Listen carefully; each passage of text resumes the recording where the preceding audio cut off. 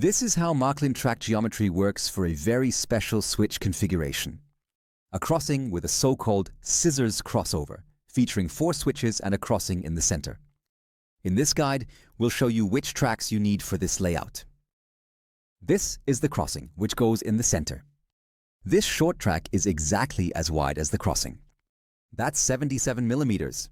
You can see that on the back of the track, embossed with the number 077. We need 2 of those. Now comes the first switch, in this example to the left.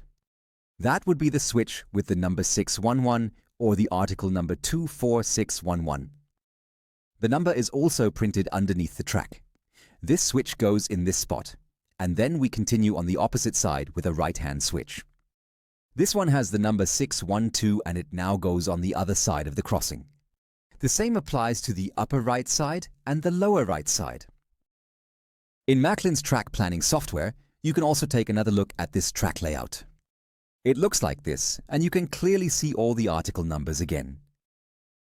So here, a train can travel from either side to the other, from left to right, or from right to left onto the other track. We'll take a look at a similar track layout in the software. Again, a left-hand switch. Then we select a double slip switch from the list of all tracks on the left and rotate it into the correct orientation. Then we immediately extend the track with the next switch to the left, but this time rotated 180 degrees. Instead of the very short track, we now need a longer straight one that matches the curved side of a switch. And that is the track with the number 172. We also need that on the other curved sides of the switch. On a double slip switch, there are only curved sides. So the track with the number 172 goes here as well.